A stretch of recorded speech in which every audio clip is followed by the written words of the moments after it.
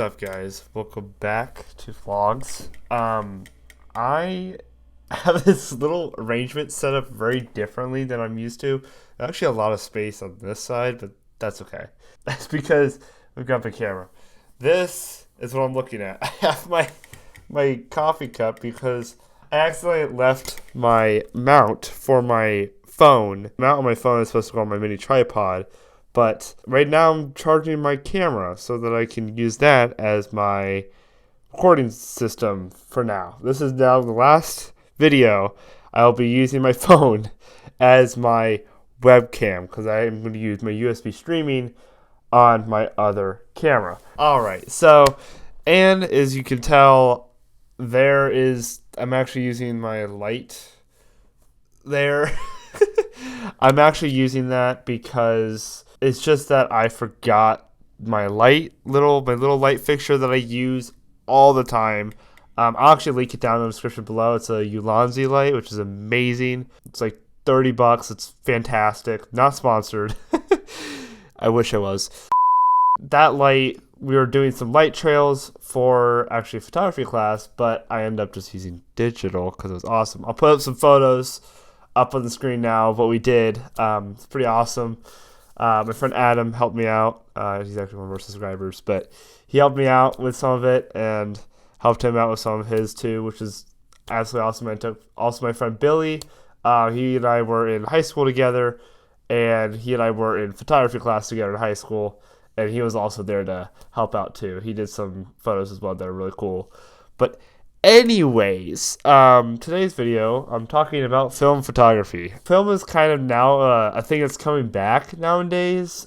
Film has been around for, let me search it up actually. Let's search this up. So film photography has been around since 1826. That is almost 200 years ago. That's crazy. The foundations of photography originally came from 300 BC, where they literally took a room, made it all black, and then had like a little hole in the room, and the light from one side of the room would project and be opposite on the other side. And they thought, oh, well, let's put, some sort of paper. I still don't know how they came up with this, but there's some sort of paper and then coat it with chemicals and it would actually produce an image. That's the original origins of photography. But anyways, I'm talking about film. Here is why film is better than digital. I have 5 reasons why film photography is better than digital photography. First of all, what is film photography? Film is a sort of style that came around, like I said, in 1826. Let me get you some examples of film cameras. Okay, so I got a bunch of stuff here. So, film cameras, often, this is actually one of the most popular ones. My photography teacher in high school, if you saw my office tour video, I'll put up that clip right now. This is my old, this is a 1940s camera, Argus 75. It's kind of a very famous camera. This was my photography teacher actually gave it to me as a gift because of all the photography, and I helped her in our class. So thank you for that. Yeah, this is a film camera that has a dual lens, and it's really interesting because you open up the back and there's like a lever back here, and it does medium format, which is slightly bigger than this roll film. But this is what it looks like. You open up the whole back of the camera compared to a digital, where it's already basically on a screen. Here's some other examples. This is a Kodak one. I found actually at a thrift store, and I've always wanted to see one of these because these ones are so cool. Because, okay, I don't remember how to rewind this, but basically there's a shutter speed. This is kind of like one of those spy cameras, which I've always wanted to get, but this is the closest one I could get. But this is the closest one you could get. You literally take a photo like this. This is a more traditional one, although it's a toy camera. This one is a really good example of what it could look like when you get a film camera. So usually it's a lever, pull it up. There's electric ones too, but pull it up. And then you have something that looks like this. The back is all open. And basically, you take the film, you insert it here, wind it here, close it here, wind it up, click. I mean, it seems easy, but it's actually a lot more complicated than you think. Film usually comes in a container. This is Kodak 400TX. Kodak, from what I've seen, Kodak and Ilford are pretty much the two companies that still make film, at least the biggest ones. So, but film usually comes in a container that looks like this. Little thing, and this is your little photo. Film is sensitive to light, very sensitive to light. It originally started with camera obscura, which means camera, which means capture, and obscura is light, so it's capturing light.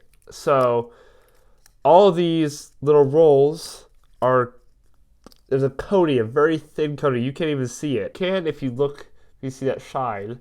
The compared to this side's dull. That is called the emulsion side, and basically that's where all the chemicals are at. That's what takes the photos. That's what gives us our photos. Why I think film is better than digital. Let me put up some photos of some film images. We have this one, and this one, and this one, and this one.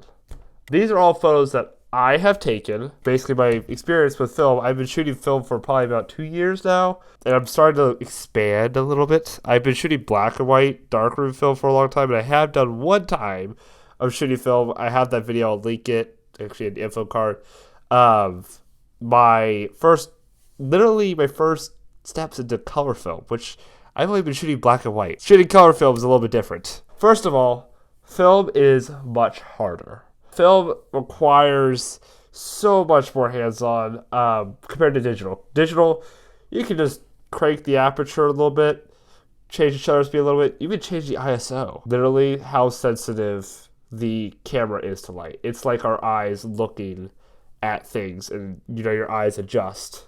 That's what it basically is. ISO in film world is a little bit different. It's usually with how fast the speed of the film is going. 100 is usually pretty slow, all the way up to like 3200, which is very fast. I don't know if that's correct. I might have to recorrect myself. Hey, Editor Phil here. I just did a quick research on ISO speed. ISO means the sensitivity to light, like I said earlier, but the higher ISO speed is more sensitive to light, and the lower ISO speed is less sensitive to light. Higher ISO is usually meant for darker conditions, and lower ISO is just meant for anything really, more lighter conditions really. But a common ISO speed is usually 400 or 800 ISO. I usually shoot on 400, and the more ISO you put in, the more grain it gets out of. Anyways, back to the video.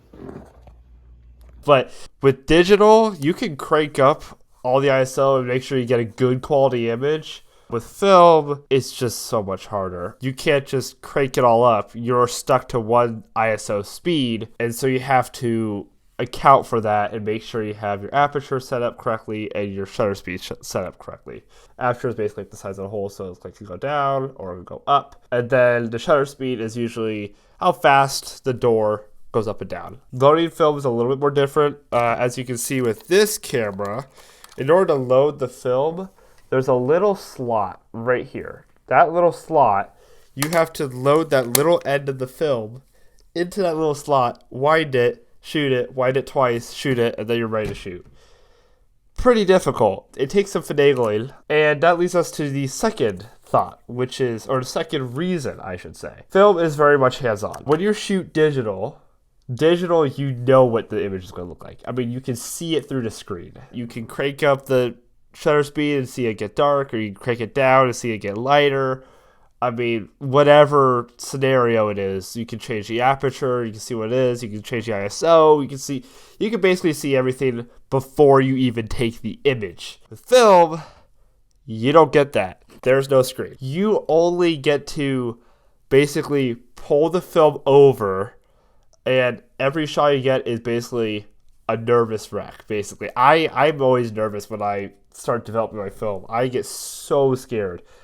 We'll get on that in a bit, developing film. I'm scared if I get it wrong. I mean, my camera is from 1972, but there are tons and tons and tons and tons of light meter apps that you can literally get. I have this little device from TT Artisan. So, and then there comes the darkroom. Once you finish shooting your roll of film, which, by the way, you only have 36 photos on each roll of film usually. 36 or 24. You usually only have a certain amount of photos, and then you end on the roll of film, you have to rewind it, and then you start all over again. Every darkroom is set up differently. Every chemical is set up differently. Chemicals, yes, there is a little bit of chemistry involved. You have developer, you have fixer, you have stop bath, water wash, which is just water, hypoclearing, and you have photo flow. You know, I go to school up in Dayton. Here is how our setup is. First of all, when you wind the film, so you rewind it, you get it into a canister like this, then you go into, literally, we call it a loading closet. You basically shut it in, and this is so sensitive to light, even any other color come in will wash out your photo. Orange, red, any of those colors will literally wash out your photo. It will turn completely black. So you have to go to this little closet, pitch black. I mean, seriously, this is what you call like sensory deprivation, but it is pitch black. You can't even see anything in this room. You have to literally trust your hands to feel around. After you load that in complete darkness, by the way, there is a little tool that you use to like pry that open, and it's pretty difficult actually. It takes some strength. Once you do that, then you start your developing process. You start off with your developer. Then you go on to the stop bath. Then you go to the fixer. Then you go to the water wash. Then you go to the hypoclearing, which makes your film a little bit more clear and a little bit more fixer to it. Then after your hypoclearing, you go to water wash second time. And then you go to photo flow, which basically is a solution that basically makes your photos look up a little bit more. Then you dry it, and then there's your film part, but you haven't even made a print. Prints are a different story. You're probably hearing all of this and thinking, this is crazy. It is a difficult process compared to digital, where you can literally put your SD card, shoot, done, take it to Lightroom, edit, you're good. Once you have your roll of film, you get the satisfaction that, oh my gosh, these photos actually came out. These photos actually came out really good. Feel the photo right there. You're actually making a photo, which brings us to our third reason. Film is a slower process. You can edit a photo in like 5 minutes. You can shoot a photo in like a minute, literally. You can shoot a photo, look good, edit it 5 minutes. When it comes to film, the time, it is long. Here's the time we have at college I go to. Developer's 11 minutes, stop bath is 1 minute, fixer is 6 minutes 30 seconds, water wash is 1 minute, hypoclear is 2 minutes, wash for second time is 7 minutes, photo flow is 1 minute, and the dry is an hour and 30 minutes. That is a long time to literally have 36 photos. You could do 36 on your camera, and it will only take you 10 minutes to edit all of them. It's a slower process, but that's kind of the beauty of it. I mean, it's nice to be able to shoot like an action shot, but it's just a harder process. It takes so much time, but after you do that, you have an appreciation of, oh my gosh, these photos actually came out. They look good. That's the beauty of film photography. That is the loving beauty of it. Once you have those photos, you actually have, if you look at my back wall, these are all my film prints I've done. And they're just there. They're on a wall. Like, you don't have it on your computer screen. That they're just sitting there.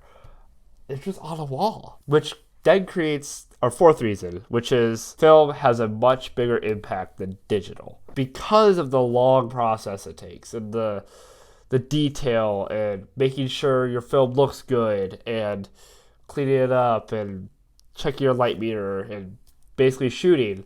Because of that, you have a deeper appreciation when other photographers do this. For me, when I think of it as a big impact, I look back in the 40s. Like, this camera's from 1949. I mean, I guarantee the photos that were taken at that time were probably a lot harder to do. I mean, there's a quote that says, look at a black and white image, it has a lot deeper of a meaning than looking at a color image. They're just a different perspective. Whenever I usually edit for digital photos, if I'm not liking how it turns out, click black and white and wash out all the color, look at it back, there you go. I mean, it would look great. Film, you can look at it in color or you can look at it in black and white, wash out the color and it just looks different. I mean, the individual grain, you can add grain in Lightroom, but there's nothing that beats the individual grain in an actual black and white image. It is definitely something to look at. Have taken on my camera and actually created prints for it. Created prints, not go into my Walgreens, click order print, they print it off for me, or just send it to your printer and just print it off. You can actually physically see the print. It's right in your hands. And that's just the greatest part about it. Which then leads to our last and final reason. That is, film is timeless. I mean, established in 1826. 200 years ago. Almost 200 years ago. This camera's from 1949. This camera is probably from, what, the 90s. This one's probably from, probably the 90s as well. My camera's from the 70s. And guess what? They all shoot the same way. If you look at Time magazine, a lot of their photos are film photos. There's a decent amount that are digital, but there's most of them. All the historical photos, all those are all film photos. I mean, technology wasn't at the time for digital photography, but film photography was there. You know, it was alive. Having a photographer at weddings was just so much more difficult, and it just was so much more hands-on. It's just harder, and it's kind of like a raw experience compared to digital. Digital is just, you just click. I mean, that's basically about it, and that's why film photography is just so much better. When I started photography in high school, I started with film. The only reason why I took photography in high school was because of this channel, to learn how my camera works, how the shutter speed is, how the aperture is, what the camera is all about for my videos. I ended up getting hooked into it. It's just so hands-on. It's just raw. It's right there in your fingertips. And that's just why film photography is just better. If you were to start photography on your own or just want to learn, always shoot, I would say shoot film first. Learn how that works. Learn how the aperture affects your exposure. Exposure is basically what your image comes out to be, by the way. Learn how your shutter speed looks at your image. Learn how all of that all comes together to produce your big image. Basically how your image will look like. Like I said, I've been shooting film for probably about two years now, and I absolutely love it. It's a kind of a step back, slower experience. You definitely learn. I've been learning. I mean, I took photos in high school, but I'm also learning a different method. There's many different steps, different methods, different ways of doing film, and there's different alternative processes, different tones, and I mean, there's a reason why there's sepia tone, which is this orangish hue, which is awesome. I mean, there's just a whole world of film photography, and I think it's just growing back now. I mean, my favorite photographer is shooting on film, and he absolutely loves it. And I've been shooting digital. I've been using my sister's old camera, which is from, actually I searched it up, 2010. Yikes. That's another thing. Film cameras, no matter how old they are never going to reduce on the quality because it's all based on the film. It's all based on the film. For digital, it's just about digital cameras come out every year or even 5 years. I mean, Canon just released their new mainstream camera, the R5 Mark II. When you have a digital camera, the quality isn't as good because you always want to, especially with digital, technology is increasing constantly. I mean, constantly. We could be talking and they are making something brand new. You know what I mean? Film, you just already have it. It's been around for several years and that's where it's at. So hopefully you guys enjoy. I know I was talking about doing my upload 2 days a month plan on that, which didn't really work out. We were in, was it March 5th? I was supposed to record last month. I'm so sorry, everybody. I got a little bit slammed with schoolwork and stuff like that, and I just haven't had time to sit down and make a video. Now, I did release a video on the KGPZ channel of our new series, Tales from Macaronia. I'll link the channel link in the description below as I always do. Please consider subscribing to that. I am doing that new series and there might be some more videos that are going to come out soon. I know I have a lot of raw footage to edit. There's a lot to edit for that videos, but pick up a camera, grab some film, and go shoot some photos.